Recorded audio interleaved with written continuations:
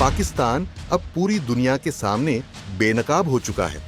जम्मू कश्मीर के पहलगाम में 22 अप्रैल को हुए भीषण आतंकी हमले के बाद भारत ने पाकिस्तान पर कड़ा प्रहार किया था और अब उस आतंकी हमले की अमेरिका, जापान और ऑस्ट्रेलिया सहित क्वाड समूह के विदेश मंत्रियों ने एक स्वर में निंदा की है और आतंकवाद के खिलाफ अपना स्पष्ट रुख भी जाहिर किया है। क्वाड देशों ने अपने ज्वाइंट स्टेटमेंट में कहा है कि क्वाड सभी प्रकार के आतंकवाद और हिंसक उग्रवाद की कड़ी निंदा करता है, जिनमें सीमा पार आतंकवाद भी शामिल है और आतंकवाद के खिलाफ सहयोग को लेकर हमारी प्रतिबद्धता को फिर से दोहराता है।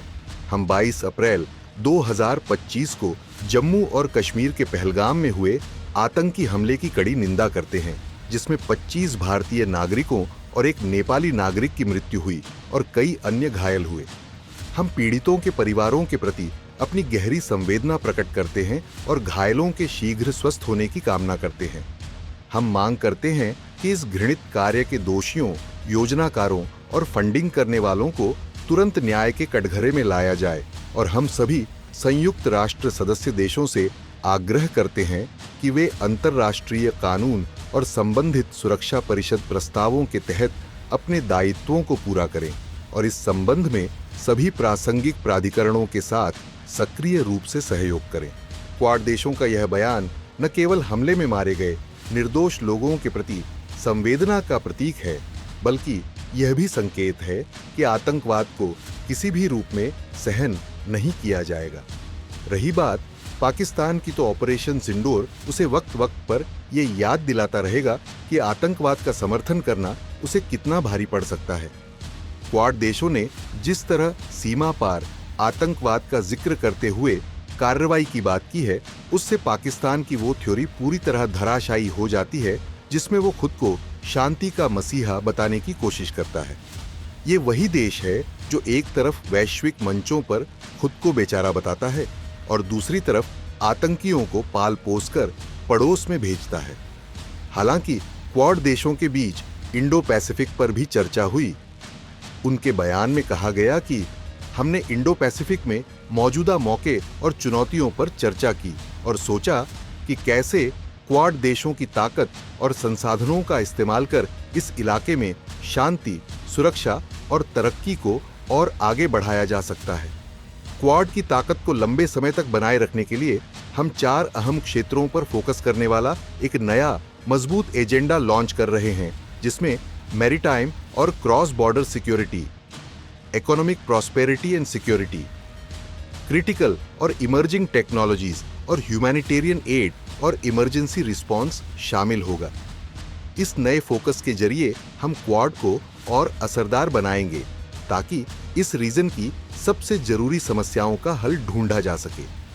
इसके अलावा क्वाड देशों के इस ज्वाइंट स्टेटमेंट में चीन के लिए भी एक संदेश है। क्वाड देशों ने कहा है कि हम ये भी साफ करना चाहते हैं कि हमारे साझेदारों के साथ सहयोग अटल रहेगा, जैसे कि आसियान और उसकी एकता, पैसिफिक आइलैंड्स फोरम और Indian ocean rim association. Quad देशों ने पूर्वी चीन सागर और दक्षिण चीन सागर को लेकर भी चिंता जाहिर की। उनका कहना है कि हम पूर्वी और दक्षिण चीन सागर की मौजूदा स्थिति को लेकर गंभीर चिंता में हैं।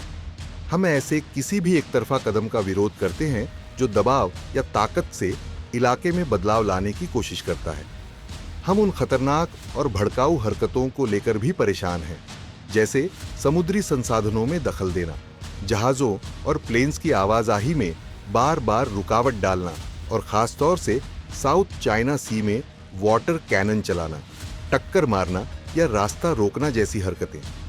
ये सब काम इस रीजन की शांति को खतरे में डालते हैं। हम ये भी दोहराते हैं कि समुद्री इलाकों में आवाजाही की आज़ादी, वैध समुद्री इस्तेमाल और सामानों का ट्रांसपोर्ट इंटरनेशनल लॉ के मुताबिक सुरक्षित रहना चाहिए, जैसे कि United Nations convention on the law of the sea में बताया गया है। हम ये भी मानते हैं कि समुद्री विवादों का हल शांति से और कानून के दायरे में ही होना चाहिए। 12 जुलाई 2016 को आए अंतर्राष्ट्रीय कोर्ट के फैसले को हम एक अहम पड़ाव मानते हैं जो ऐसे विवादों को सुलझाने का रास्ता दिखाता है। क्रिटिकल मिनरल्स और सप्लाई चेन को लेकर क्वाड ने कहा कि हम जरूरी खनिजों, क्रिटिकल मिनरल्स की सप्लाई में अचानक आने वाले रुकावटों और उनके भरोसेमंद इस्तेमाल को लेकर गंभीर चिंता में हैं। कुछ देश नॉन मार्केट पॉलिसी और तरीके अपनाकर सप्लाई चेन पर दबाव बना रहे हैं।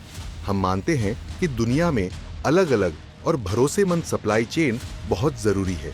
अगर हम किसी एक देश पर ज्यादा निर्भर हो जाते हैं तो इससे हमारे उद्योग और आर्थिक सुरक्षा पर बुरा असर पड़ता है, जैसे दामों में बदलाव, दबाव या सप्लाई की रुकावट। वहीं म्यांमार की बिगड़ती स्थिति को लेकर क्वाड ने कहा कि हम म्यांमार में लगातार बिगड़ते हालात और इसके आसपास के इलाकों पर पड़ने वाले असर को लेकर भी गंभीर रूप से चिंतित हैं। हम म्यांमार की सेना से अपील करते हैं कि वे जो युद्ध विराम का वादा किया है उसे निभाएं। हम सभी पक्षों से अपील करते हैं कि वे शांति के लिए कदम उठाएं। हम आसियान के 5 पॉइंट कंसेंसस को लागू करने की कोशिशों का पूरा समर्थन करते हैं। हम ये भी मांग करते हैं कि म्यांमार में लोगों को जरूरत की मदद जैसे दवा, खाना वगैरह बिना किसी रोक टोक के मिले। हम इस संकट से जुड़े इंटरनेशनल क्राइम्स और साइबर क्राइम, ऑनलाइन धोखाधड़ी जैसे मामलों को लेकर भी गंभीर चिंता जताते हैं। हालांकि इन सभी मुश्किलों में भी क्वाड 4 बड़े फोकस एरिया में कई नई और बड़ी पहलें शुरू कर रहा है। पहला quad critical minerals initiative launch कर रहा है ताकि सप्लाई चेन को सुरक्षित और मजबूत बनाया जा सके और इकोनॉमिक सिक्योरिटी को ताकत मिले। क्वाड देश समुद्री कानून और कोस्ट गार्ड ट्रेनिंग में भी मिलकर काम करेंगे, जिससे कानून का पालन बेहतर तरीके से हो।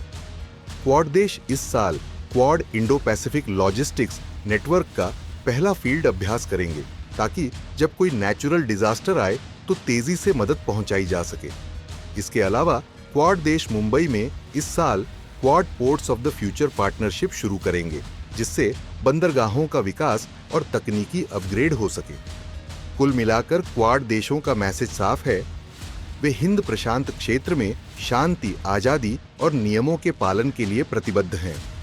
वे किसी भी जबरदस्ती या दबाव से यथास्थिति बदलने की कोशिश का कड़ा विरोध करते हैं। खासकर चीन की दादागिरी और उकसावे वाली हरकतों को वे स्वीकार नहीं करते।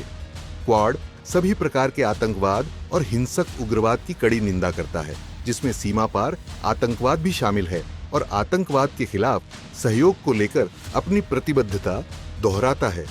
यह संदेश पाकिस्तान और चीन दोनों के लिए बिल्कुल स्पष्ट है।